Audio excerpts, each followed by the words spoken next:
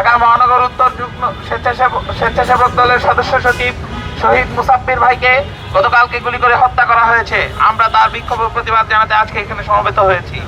সংগ্রামী উপস্থিতি, আমরা দেখতে পাচ্ছি আমাদের সামনে একটি ভিডিও ভেসে বেড়াচ্ছে।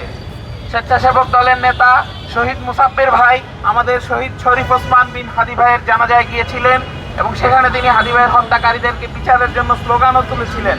আমরা দেখতে পাই যে আজকে এক মাসও করায় নাই, অথচ শহীদ মুসাব্বির ভাইকে একই কায়দায় হত্যা করা হয়েছে।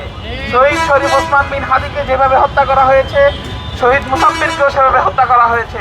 আমরা এই হত্যাকাণ্ডের সুষ্ঠু বিচার ও তদন্তের দাবি জানাচ্ছি।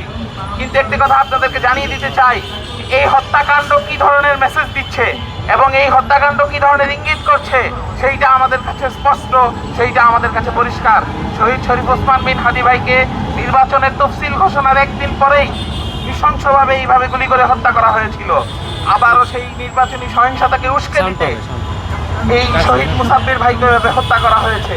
সংগ্রামী উপস্থিতি, আমরা আজকের এই সমাবেশ থেকে শহীদ মুসাব্বির এবং শহীদ শরীফ ওসমান বিন হাদি সহ বাংলাদেশের সংগঠিত সকল অন্যায়ের সুষ্ঠু বিচার ও তদন্ত দাবি করছি। সকল অন্যায়কারীদের বিচার দাবি করছি এবং প্রত্যেক হত্যাকারীকে যেন ধরা হয় এবং বিচার নিশ্চিত করা হয় সেই দাবি জানাচ্ছি। আমাদের এই যে রাষ্ট্রযন্ত্র যেভাবে ব্যর্থ হচ্ছে তার প্রতিবাদ স্বরূপ আজকের এই বিক্ষোভে আমরা উপস্থিত হয়েছি। বাংলাদেশে একটি পাখি মারলে যেখানে বিচার হয়, সেখানে একটি হত্যাকে বাংলাদেশ এখন একটি সংখ্যা হিসেবে গণ্য করছে।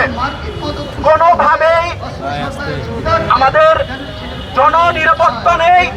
এই দেশ আমাদেরকে কোনোভাবেই নিরাপত্তা দিতে পারছে না। আজকে আমরা দেখছি গতকালকে মুসাব্বির ভাইকে হত্যা করেছে, গত এক মাস আগে শরীফ ওসমান ভাইকে হত্যা করা হয়েছে।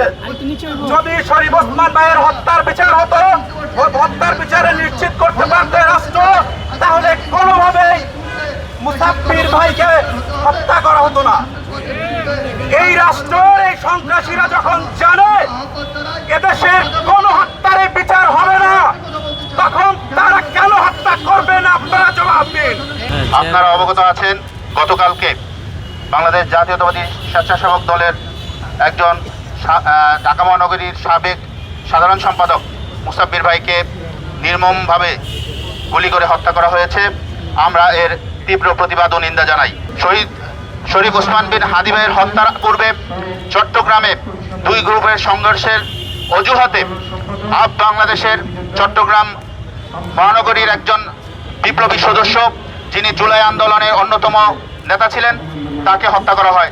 তার প্রতিবাদ করতে না করতেই 3 দিনের মাথায় আমরা দেখি জুমাবারে শহীদ শরীফ ওসমান হাদি ভাইয়ের উপর আক্রমণ করা হয়। পরবর্তীতে আপনারা ইতিপূর্বে জেনেছেন, এই মুসাব্বির ভাই শহীদ ওসমান হাদি ভাইয়ের জানাজায় বিপ্লবাত্মকভাবে শরীফ ওসমান হাদি ভাইয়ের শাহাদাতের বদলা নেয়ার অঙ্গীকার করেছিলেন। তারই ধারাবাহিকতায় আমরা দেখতে পাচ্ছি তাকেও দুর্বৃত্তের মাধ্যমে যে কোনো অজুহাতেই হোক, যে কোনো সিস্টেম মাধ্যমেই হোক, তাকে নিহত শহীদ করা হয়েছে। আমরা দেখতে পাচ্ছি জুলাই আন্দোলনের সাথে সক্রিয় প্রত্যেক সদস্যকে কোনো না কোনোভাবে হয়রানি করা হচ্ছে। সুরভিকে মিথ্যা মামলায় হয়রানিমূলকভাবে রিমান্ডে নেওয়ার পর শক্ত অবস্থানে, জুলাই আন্দোলনকারীদের শক্ত অবস্থানের কারণে তাকে জামিন দিতে বাধ্য হয়েছে। বাংলাদেশ রাষ্ট্রের কুলখানিতে দাঁড়িয়েছি। আমার মনে হয় এই খুন, একের পর এক খুন যেভাবে চলছে, রাষ্ট্রযন্ত্র ফাংশন করছে না। রাষ্ট্রের জায়গায় জায়গায় প্রশাসনে যারা বসে আছেন, তারা বাংলাদেশকে ফাংশন করতে দিচ্ছেন না বলে মনে করি। এভাবে যদি 24-এর গণঅভ্যুত্থানের পরে একের পর এক যেভাবে লাশ পড়ছে, অথচ উপদেষ্টারা বসে বসে আঙ্গুল চুষছেন। আমি বলতে চাই, বাংলাদেশে যদি মানুষের জানমালের নিরাপত্তা না থাকে, জনগণের নিরাপত্তা না থাকে, তাহলে স্বরাষ্ট্রমন্ত্রী তার পদে বসে থাকতে পারেন না। তার দায়িত্ব কি? তিনি এতগুলো রক্তের উপর বসে আমাদের জীবন নিয়ে ছিনিমিনি খেলতে পারেন না। আমরা আরো দুঃখের সঙ্গে লক্ষ্য করেছি, বিএনপির সালাউদ্দিন আহমেদ সাই বলেছেন যে এটি একটি বিচ্ছিন্ন ঘটনা। তিনি বলেছেন, বড় দুঃখের সঙ্গে বলতে হয়। আমরা বলতে চাই, বাংলাদেশে কোনো ঘটনাই বিচ্ছিন্ন ঘটনা নয়। একটি মানুষের জীবন কখনোই বিচ্ছিন্ন হতে পারে না, একটি পাখির জীবনও বিচ্ছিন্ন নয়।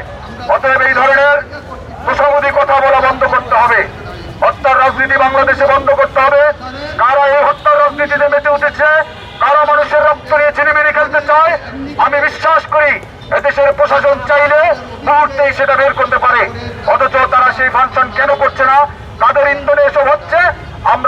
আমরা অতি দ্রুত দাবি জানাই, তাদেরকে জনতার সামনে বিচারের মুখোমুখি করুন। ইনকিলাব জিন্দাবাদ, অফ বাংলাদেশ জিন্দাবাদ।